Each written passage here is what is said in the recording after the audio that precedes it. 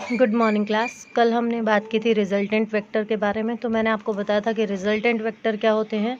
एक वो वेक्टर, वो सिंगल वेक्टर, जैसे कि मैं कहूँ यहाँ पर मेरे पास बहुत सारे वेक्टर हैं। ये है vector A, vector B, up to so on.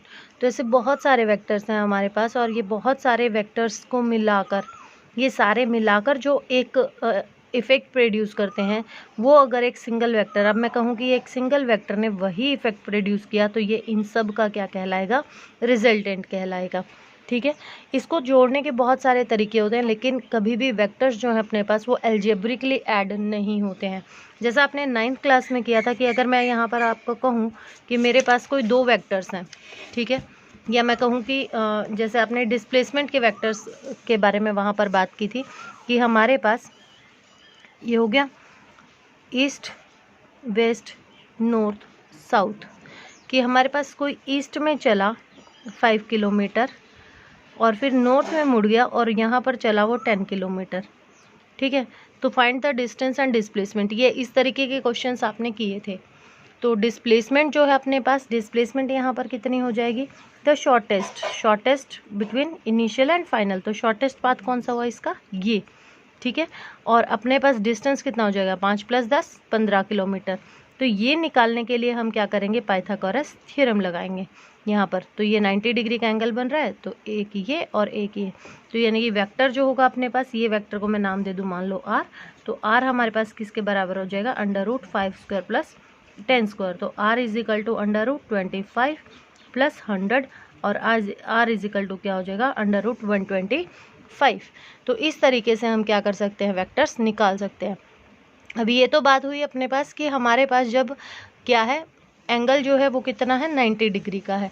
अब यहाँ पर कुछ रूल्स, ज्योमेट्रिकल रूल्स बता रही हूँ मैं आपको, जनरल रूल्स बता रही हूँ कि अपने पास पहला जो रूल है कि पहले रूल में अगर हम कहें कि हमारे पास अगर दो वेक्टर्स हैं और वो दो वेक्टर्स हमारे पास क्या कर रहे हैं? सेम डायरेक्शन में एक्ट कर रहे हैं। क्या लिखेंगे यहाँ पर? When the two vectors are acting in the same direction, कि सेम डायरेक्शन में अपने पास ये क्या कर रहे हैं? एक्ट कर रहे हैं। कि मैंने मान लिया कि ये हमारे पास क्या है? वेक्टर ए है और ये वेक्टर बी है। तो इनको किस तरीके से हम इनका रिजल्टेंट निकाल सकते हैं? तो जैसा मैंने पहले बताया था, ये हमारे पास टेल होती है और ये हमारे पास क्या होता है? हेड होता है। तो हमेशा क्या करेंगे? जो वेक्टर्स होंगे अपने पास, एक के टेल से हेड खत्म हो गया, ये दूसरे की टेल इसके हेड से क्या हो जाएगी? शुरू हो जाएगी। तो ये कितना हो गया अपने पास? एक ही डायरेक्शन में एक्ट कर रहे थे, तो ये भी हो गया। तो इन दोनों को मिलाकर जो हमारे पास वेक्टर आया वो कितना आ गया? ये आर वेक्टर आ गया। ठीक है। तो ये आर इन दोनों का क्या कहलाएगा? रिजल्टेंट कहलाएगा। तो आर बराबर हो गया किसके? Vector A plus vector B के। ठीक है। अगर अपने पास ये क्या कर रहे हो? अपोजिट डायरेक्शन में एक्ट कर रहे हो, एक्टिंग इन अपोजिट डायरेक्शन, अगर ये अपोजिट डायरेक्शन में एक्ट कर रहे हो तो क्या होता कि ये वेक्टर हमारे पास कितना है? ए, और ये वेक्टर हो गया कितना? बी। तो क्या बताया मैंने कि हमारे पास ये ए हो गया, दूसरे के हेड से टेल शुरू होगी और टेल अब किधर एक्ट कर रहा है? इधर। तो अपने पास कितना बचा? यहाँ से यहाँ तक। तो ये जो वेक्टर होगा इट इज़ कॉल्ड रिजल्टेंट। तो ये क्या हो गया अपने पास? ए माइनस बी वेक्टर। तो ये तो बात हो गई जब अपने पास क्या कर रहे हो? पैरेलल और एंटी पैरेलल ये एक्ट कर रहे हो। लेकिन अगर अपने पास क्या हो, ये किसी एंगल पर एक्ट कर रहे हो, तो हम इनको किस तरीके से क्या करेंगे? ऐड करेंगे। तो इसके लिए रूल होता है अपने पास, और वो रूल क्या होता है अपने पास? Acting at some angle.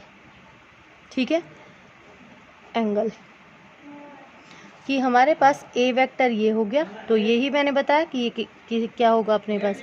दूसरे के हेड से टेल शुरू हो जाएगी, और अपने पास जो तीसरी लाइन होगी या जितने भी अपने पास वेक्टर्स होंगे, जो तीसरी जगह जो होगी अपने पास, वो अपोजिट डायरेक्शन में जब हम ऐड करेंगे तो it gives us the resultant.